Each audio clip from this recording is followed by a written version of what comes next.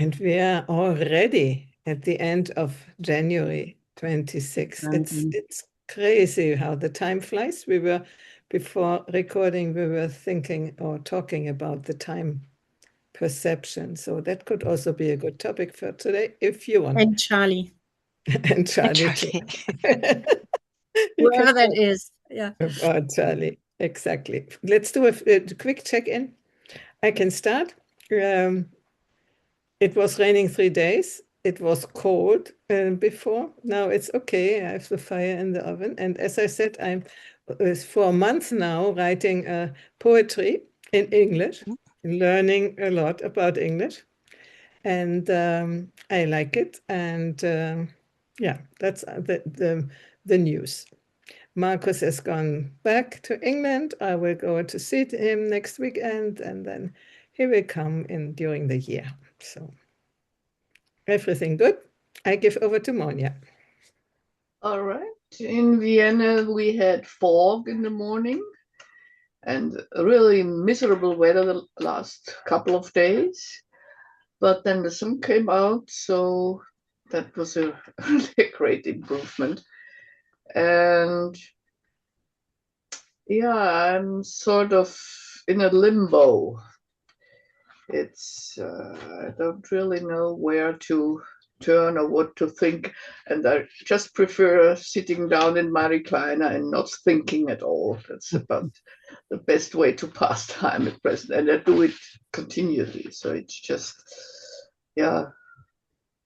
Well, as I said, maybe I should hibernate and just come back in March. All right, I pass on to Gina. Thanks. Well, West Coasters, particularly in Canada, can be a little bit obnoxious, so I feel compelled to be so. We've had 3 days of heavy frost, which has closed our golf courses. Meanwhile, in Toronto, 60 centimeters of snow. On the East Coast, snow. Most of Canada's in a polar vortex, so like minus 55 degrees Celsius, you can't go out. And we're complaining that we can't golf because of the frost. Yes, and my irises are poking up, my canna lilies poking up, and my my brown-eyed Susans are still, or Rudbeckia, as you may know them, are still blooming. So are the cherry trees. So this is why we live here and not the rest of Canada. I have lived across Canada, but it's a feeling of great gratitude. I mean, I've lived with those snowbanks. I know what it's like, but I'm feeling pretty grateful for being on the West Coast, having our health, and I continue to be in love with our Prime Minister. So there you go. That's it for me. Gertrude?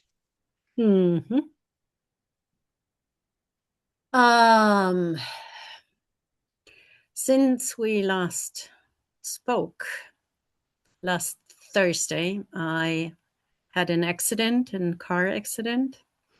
I was kind of into the fields and ambulance and so X-ray, ultrasound, but nothing broken or injured.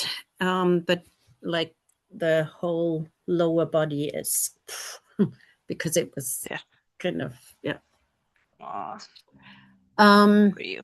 Yeah, and I was really in a shock. So I can tell that I knew the policeman was there, and I don't know exactly what I told him. So it was kind of, I knew what happened, but I don't know if my words came out. And I was shaking and everything that you know about. And then, most of the time I was in bed, but I get some instant change sessions. The one like to get all the shock out and the pain and the cramping and this made possible that I could be moderator in the breakouts we had weekend training. So I was lying down in the morning and then being there for the afternoon. That was good. And yesterday I had this like flashback or so, something from the shock. It was nausea and dizziness and all kinds of stuff. And I really felt like, how am I going to do the afternoon? And then I got another session, instant change session. And it was kind of white, dark, or black and white. So all the adrenaline was out and all the yeah. So, but the interesting thing was when I was having that session, my brother was killed in a car. He was on the motorcycle and the other one in a car, and he was killed 50 years ago. And this woof came all up, really like a big bubble, and the grief and everything. And I was just in the WeFlow context before, and we had this grief process called White Diamond. And what I realized was that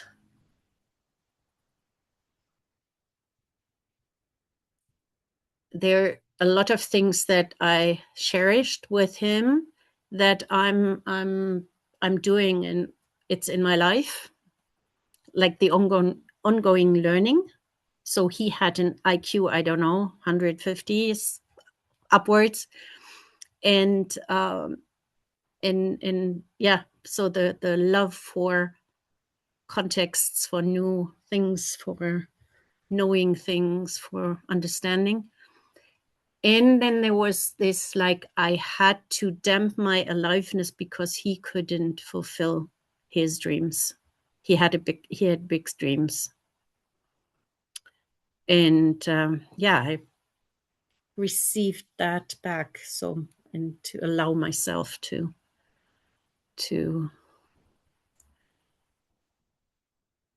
live to the fullest, because he wouldn't mind. It's more myself. How can I, if he didn't have the chance? So I'm just coming out of this, and that's why I'm maybe a little bit more extended. But that was my week, my last 5 days. And so Gertrud, how did it happen? Was it ice on the road, or what was it? I don't know. It was not icy, like I couldn't see any, but I was driving, and all of a sudden it just a little bit on the outside in Schotter. I don't know the right word for the gravel. So the gravel right next to, and then I tried to come back and I couldn't. And then I tried a little bit harder, and all of a sudden, it took me over the road on the other side into the meadow. Yeah. And now I'm just doing all with the insurance company and stuff like that. So yeah, that you are alive and that nothing else has happened. That is really, yeah. When I was in the ambulance, you didn't know. It could a vertebra broken. It could be, but yeah, none of this happened. It's just like cramping in the back and pain. But and they put a lot of painkiller in the first 3 days, like really a lot. Yeah, they said they can cut the pain so it doesn't have a secondary cramping. Yeah, and now I'm reducing, and it's okay, like that. well, so that's me. Right. I'm asking Victoria, are you ready to check in?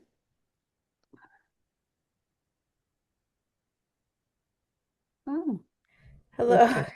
Yeah, I just got back. Thank you.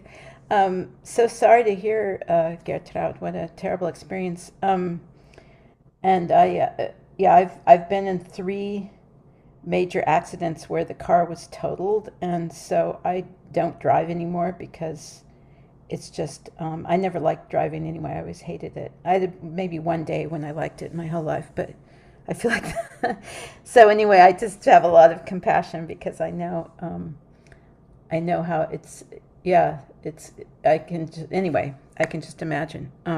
So lots of empathy.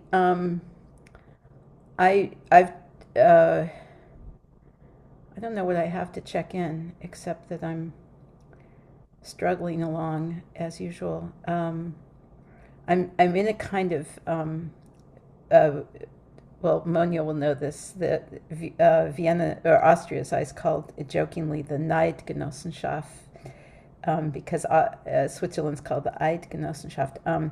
So I know we're in English, so, but I love snow so much, and all the groups that I'm in on Zoom, except for this one, they're all in the east coast of Canada or east coast of the United States, where they have this huge amount of snow, and I'm just filled with envy, and so I'm struggling. I'm really struggling because they keep sending me photographs and being snowed in. And ironically, when I was there in October, I had planned to go on an 8-day Ignatian spiritual retreat at this beautiful retreat center that's right on the coast of Massachusetts, just north of Boston, in Gloucester. And the friend that I stayed with in Boston, she just sent me a text this morning saying there are 21 inches of snow in Gloucester right now. And I said, oh, I wish I were there because on these retreats, you don't do anything anyway except look out the window and pray. And I thought it would be just magic, like the silence and because she took me there in October so I could see the property. And the whole time we were there, there was this horrible lawnmower that like a tractor lawnmower that destroyed the whole experience. And so I was thinking, oh, to be snowed in. Anyway, so but that's made me, yeah, anyway, that's pretty much my check-in. I'm just struggling with the desire to be somewhere else and not here, and not quite sure what to do with that. And we had one day of fog here, otherwise it's been sunny, and I realized I must have seasonal affective disorder because that day was like the worst day of my life. And I think because it wasn't snow, it wasn't exciting, weather, it was just dull. And so anyway, that was kind of a silly check-in, but that's all I've got right now. And anyway, so glad that you're here, Gertrude, and with us. So I'm grateful for that. Yeah, me too. So as for a topic, I don't think we should do car accidents as a topic. I have some experience too, but it's not really the right thing to do. No, it's Well, maybe how we deal with shock. Maybe it's not even that the right moment for Gertrude. See, I don't know. it's You have fine. to decide. It's fine. Did I ever send you my video? No, it's it's not English. It's German. So, but yeah, how to. If you like to you can start. How do you deal with this experience, and how do you keep your body and your mind and your soul aligned in some way, or put it back into alignment, and then we can share how we experience things like that. If you want. I think we do the round first with the others, and if you want to, and there's still time, I can show you some exercises. Okay, good. Yeah, That's and great. I can start with what I did when when I was in the meadows. It was the first thing I almost couldn't breathe, and I went out of the car and just breathe deeply. And then I was shouting. I was like, wow! But I didn't dare to move much because I didn't know what was happening in the body. And I think I even did something like that on. But then the shock kicked in, and I was not. Yeah, not much able to do. And then came a lady, and she was very calm, very sweet, and she called the ambulance and the police, and they were very sweet. So I think it took me about 2 hours to calm down in a way that I could proceed things effectively, like calling, things like that. So yeah, this was the first thing that I really like shouted very loudly. Mm-hmm. And That's didn't good. dare to move much. But it is a release, no? A release Yeah. technique. So very good.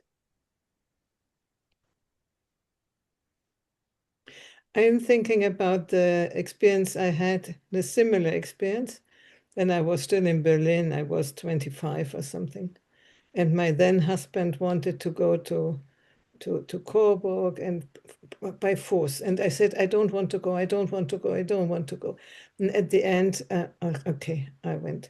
And so it seemed everything okay. And then in the Thüringer Wald, out of nothing came such a layer of snow, not snow, what is much, the almost Mud. melted snow. Mm. And underneath, obviously, was ice. And we went out in the field, and we missed a bridge, fortunately, because otherwise. And that was in the east. And so there were double preoccupation because, yeah. And my reaction was I still had no idea about techniques and everything. I was only trembling everywhere, everywhere, everywhere, in the belly, in wherever, the knees. When I went out, sort of as I couldn't stand anymore. And then the police came, and we had, at least I was fearful of the East German police, and we were taken into some police station and the Autobahn and asked questions. I can't remember anything, actually. The car was, yeah, it still went, but it was quite hurt. The beautiful, nice car of my husband, a BMW, Oh. So that was his preoccupation. And then my parents came to the border and met us. But I remember it was days that I was in a sort of shock. Not so much physical, because it didn't happen anything physical to me, but just this out of the body, out of the mind, out of everything, where you don't feel. Yeah. Yeah. You don't get yourself together. It's like not be there in some way. It's a very unique feeling, which happens only then in these moments. And somehow I must have overcome it, because I'm still here. So it's a long time ago, so I don't remember the details. I give over to who wants to share. I'll give you two. And the scream is the thing I find interesting, Gertrude, because the first time I remember having something really like that was I was on a horse, and it was in the spring, and my horse's name was Tequila. And Tequila got the bit in his mouth. He was a racehorse previously, except he tripped. And what happened is that when I was thrown from the horse because the horse tripped, I remember screaming and then being very calm, like really calm. And actually thinking at some point later, when my shock came in, my whole world went yellow, and I just, fell out of the car. My girlfriend was driving me home, and I said, I need to get out of the car. My whole world went yellow, and I lay on the side of the road. And the ambulance driver said, you don't seem to have much of a pulse. And I'm like, but there's this weird calm. And then many, many years later, I was seeing an energy worker, and she said, you seem to have soul fragmentation. What happened when you were, tell me about when you were young and what happened? And she said, oh, part of you left you. Like she described it as leaving. She said that little girl hasn't come back. So I would be about 16. She hasn't come back. So we're going to go find that little girl who thinks she's gone and bring her back. And it was the most interesting experience. It was almost like, being reunited with a friend after many years, because I was probably in my 30s when this happened, when this lady did this work with me. And I've just found it fascinating. But there's something about that scream and then the calm. And the same thing happened when I was on the mountain skiing, and it was spring skiing, so there was hardly anybody. My husband was too far ahead of me, and I caught a bump with one ski, and I flipped over on my back, and I screamed, and then I was completely calm. And nobody heard the scream. But there's something about, for me, I go to calm, and I don't know whether it's because of my training, but it's the strangest thing to go to calm. And I somehow got up, skied down to where my husband thought I'd gone off the cliff, because there's a sharp cliff there. He thought I was over the cliff. But I don't know. It's funny because in those situations I get calm, and it could be because I was trained to be intellectual first and emotional later. But there was something about that soul fragmentation that really, really made it was an interesting experience. So it's kind of weird, but we're energy beings, so can't make it up. I could never make that up. So whoever feels that they want to go with that, it's it for me. Yeah, I just remembered when I fell off the horse. I wasn't used to ride, and when I came to England around age 16, of course I had to go horse riding because everybody did. And I didn't know how to stop the horse, and he jumped over a small rivulet, and I fell off, and my foot was still in the stirrup band. But I never shouted. I just was completely calm, and the horse stood because it was a very well-trained horse, and I got my foot out, and then I went up again and continued riding. And the second time I remembered is when I stumbled over my grandchild and fell down in Schönbrunn and broke my hip. And I was also completely calm. I never shouted or anything. I just tried to manage to go to reach a bench and alert my husband. But that's about the only things I can remember about accidents. It's strange. I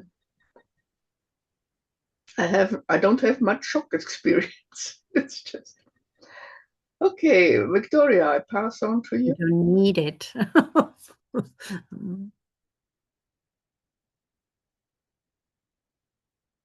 I've had that experience with not just with car accidents, but in general.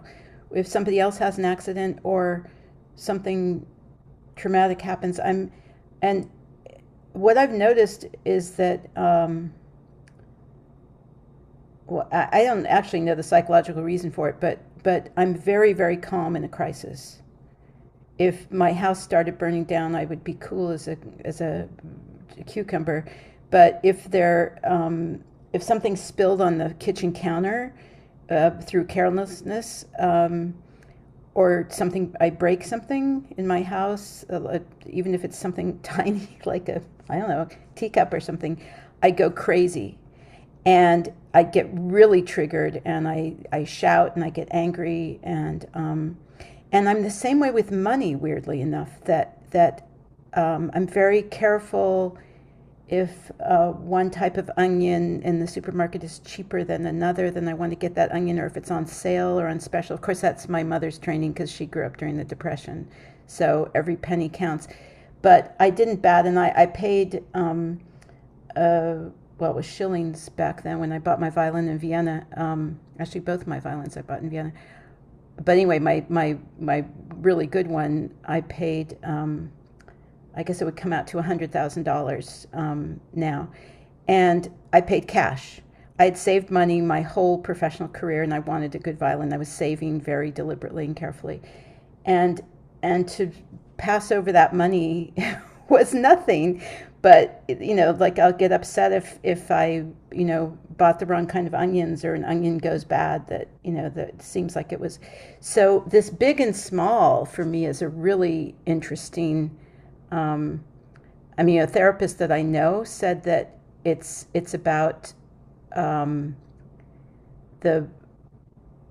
she thinks it's about like what one can control, and you can control the tiny things, and the big things are sort of like larger than life in a way. And so there's a sense of like, if you can control it, then you get into that. If you're a control freak like I am, you really like get into the weeds with this, what you can control, like the stain on the counter or whatever. And then the really huge things, like what's happening, for example, in our country right now, are so huge that one just has to let go, because it's in, you know. So I wonder, that's what I mean, if we were going to like tweak this theme, that would be what I'd be really curious to hear everybody share on, like, what is it in your experience that makes the tiny things kind of larger than life, and the really huge things that are way out of our control, why we can go into this kind of existential calm, at least. You know, it is shock, I guess, like in an accident, but it's bigger than shock. I think there's something like behind it existentially. So, I mean, that would be what I'd be curious about. I want to add again about this calmness.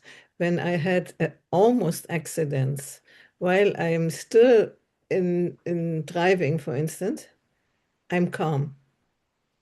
But when then I get out of the car, afterwards, but up to this moment, when I'm asked to be in control, you can say, then all the thoughts go away. You just do. It's just a sort of intuitive way of handling the thing. But afterwards, the knees are trembling quite a bit. Yeah. So I think that's physiology. That like, as long as you have to be, it's more or less a tunnel thing.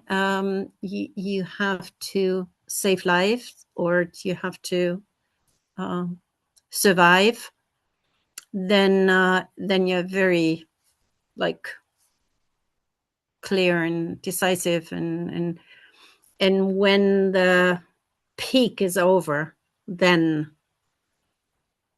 you know, like, it's just too much for the body if it doesn't do flight, freeze, if it doesn't do muscular work, or very concentrated on something, and then the whole body is just flooded and cannot cope. So when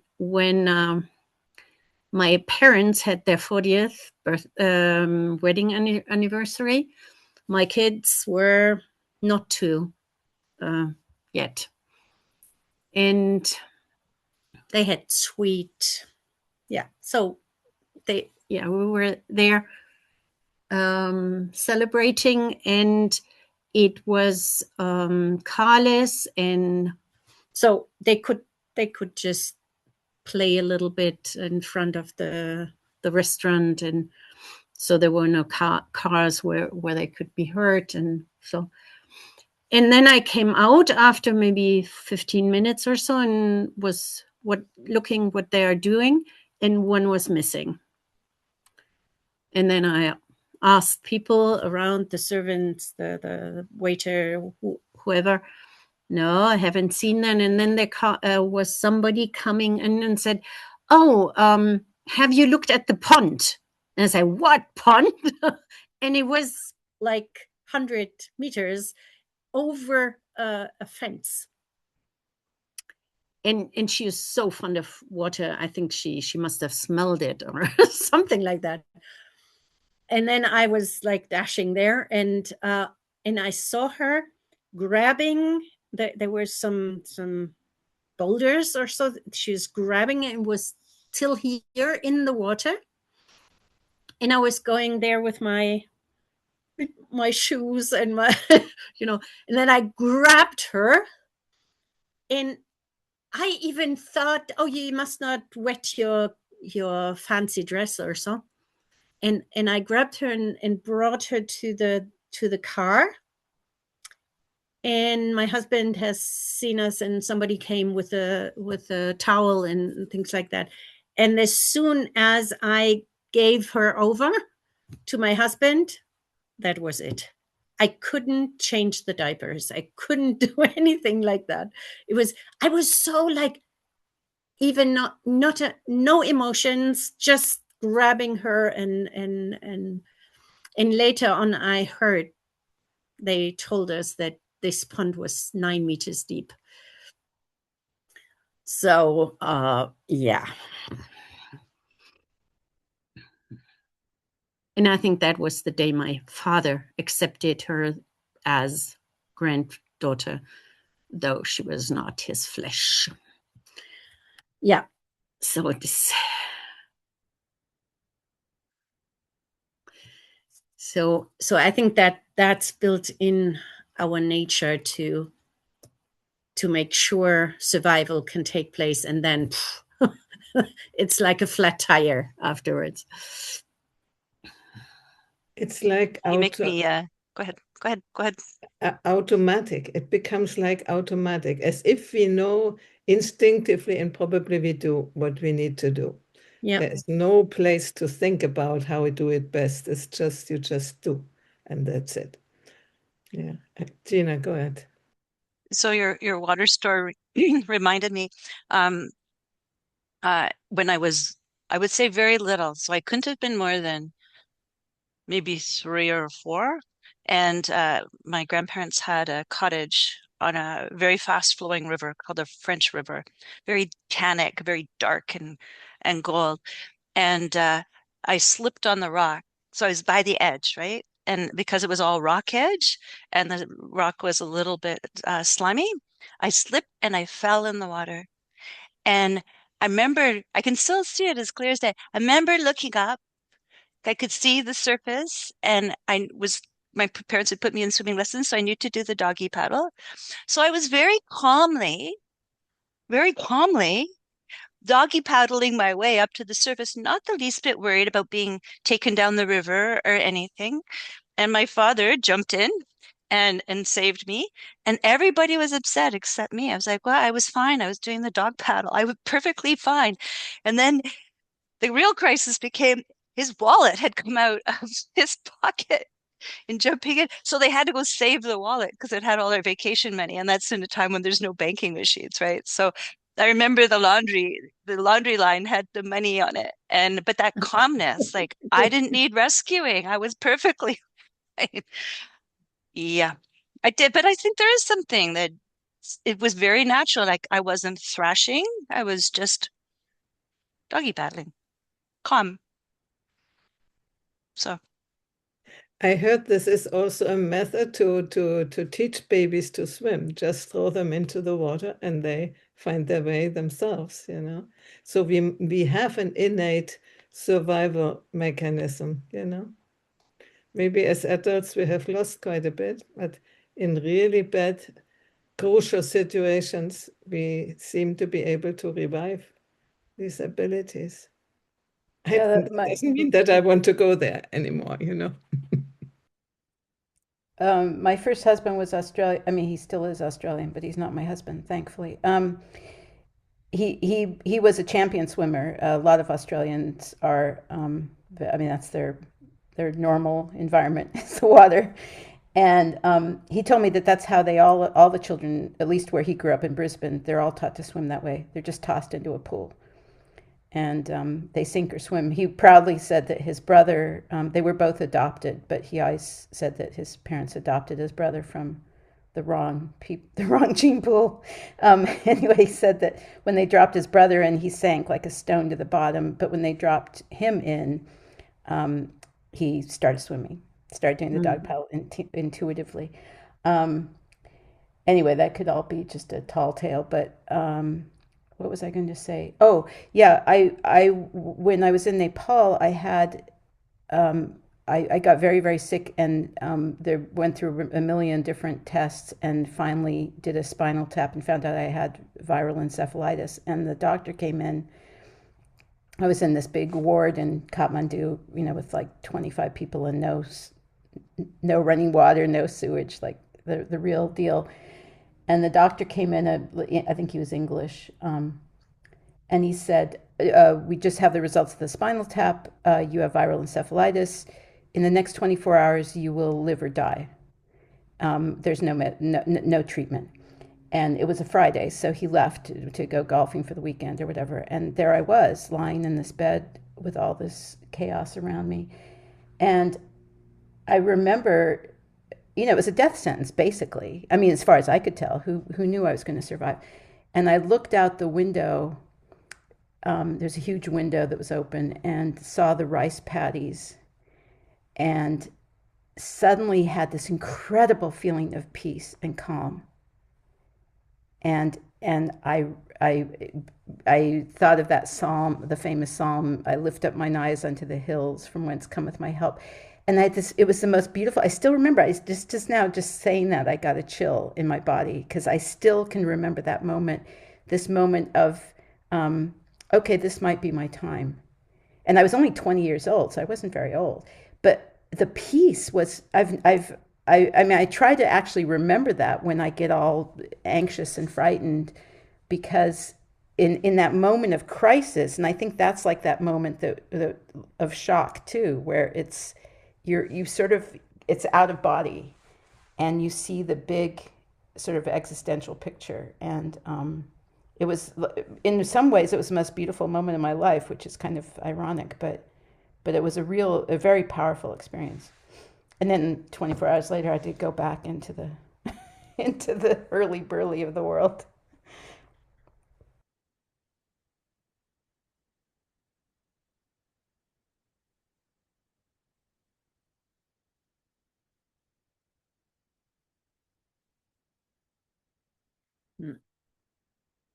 The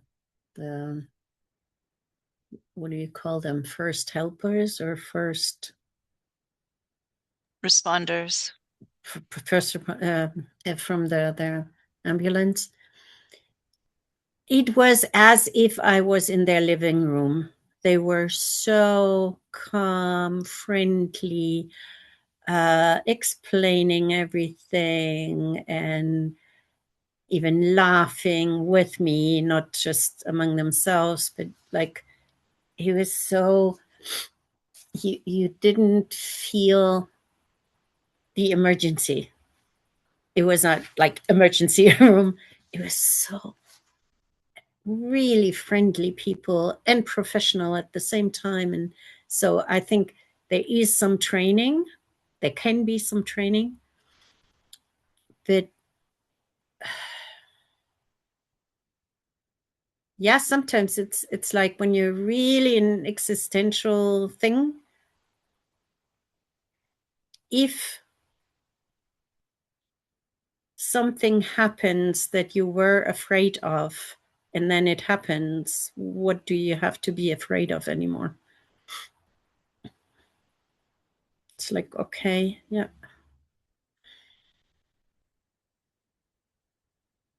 Even the question, why was I so afraid? Sometimes, no, afterwards, it doesn't come in this moment, but yeah, afterwards. That's actually what I hope, what will be happening when dying, when being afraid of dying, that when the right moment is there. Because a friend of mine died last week, I think. I might have shared it.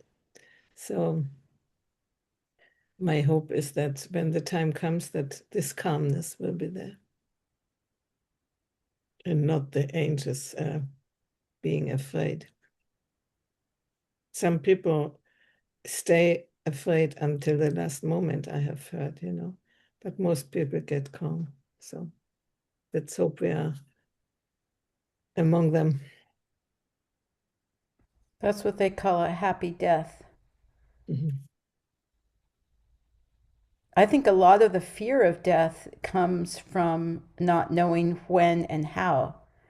If we could all be told by God, you're just going to die quietly in your bed, surrounded by your family and friends, I think we wouldn't have as much fear as we do. But we don't know. It could be anything, anytime, under any circumstances. And so I think a lot of the fear comes from that, and not from the actual fear of the experience of death itself, but rather the context. As for the experience of death, I think I have told you in some other time. About 3 years ago, I had an induced experience, which the therapist called near-death experience. And it was so beautiful, so absolutely incredible. If this is death.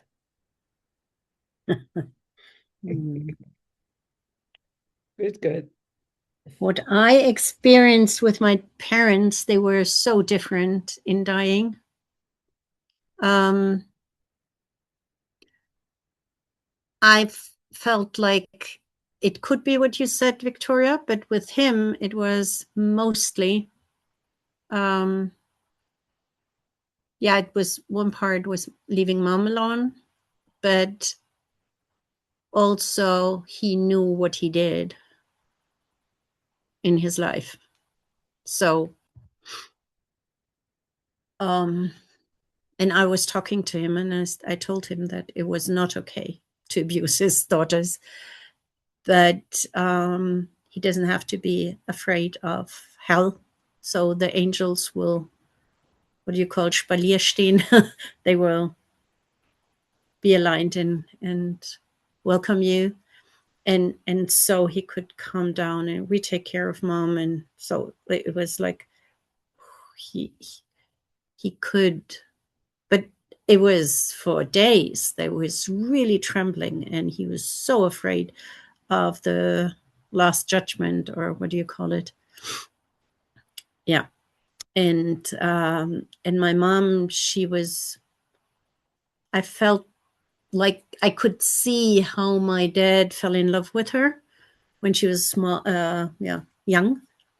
And she's so sweet and so, like, even accepting. She had a stenosis, so she could hardly breathe, and everything could lead to a heart attack right away. And then she's like, and I said, "Oh, Mom, how can I support you?" And said, "Oh, it is like it is."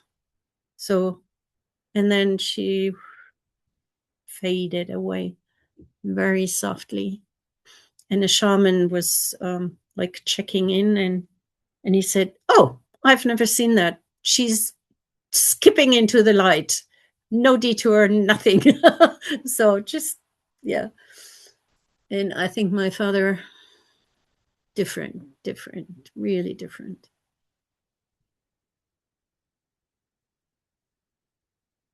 And for me, it's since I saw my mom, I'm not afraid of death or dying, but of pain. Like that it's a painful thing.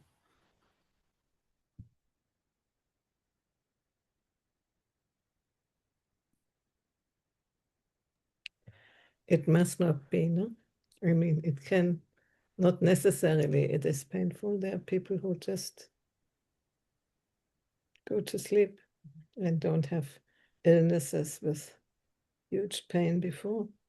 So we ended up with dying. Can we maybe get some news about being reborn or born, or end with a more allegro note?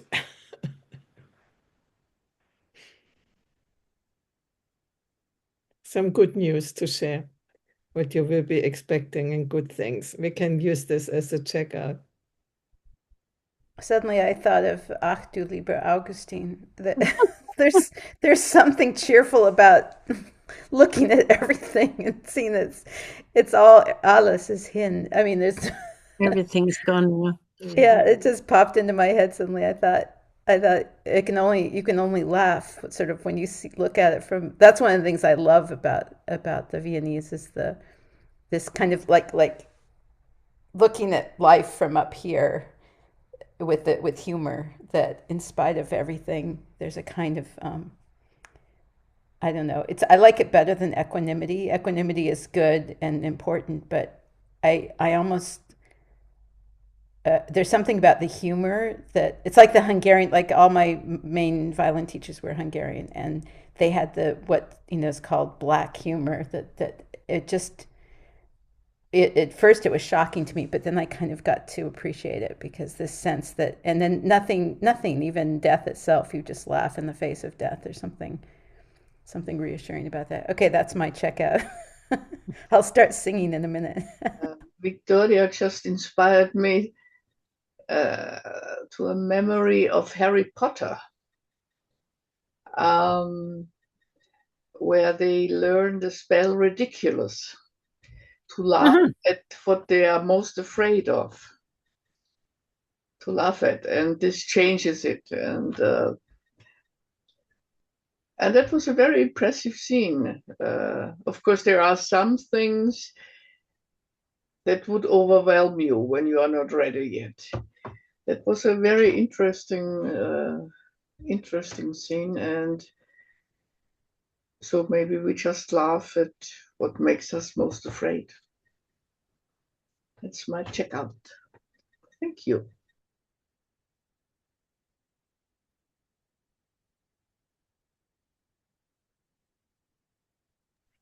I don't think I have a real checkout, but I would say that one of the things that I have used when people are stressed or is that humor, and even in severe circumstances, finding something to laugh about, even when it doesn't seem to fit. And I think that happens in all sorts of stressful things, whether it's death or not. But I think it's interesting that there is a place for humor, and how it is like that calmness.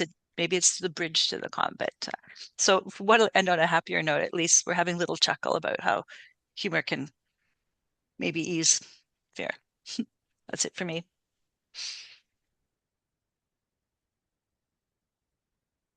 In one of my trainings, we learned, we said, turn on the volume. So if you're complaining about something, and then you exaggerate it and make it even bigger and more till you find the ridiculousness in it.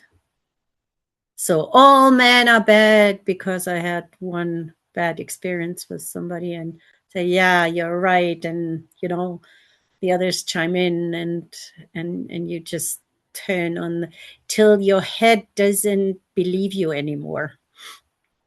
And you start laughing. Yeah. So I like that a lot. Nice. Coming back to what Victoria said, no? The more you are able to see from far away with which you are struggling, the more you can be detached and even be humorous about it, even laugh at it.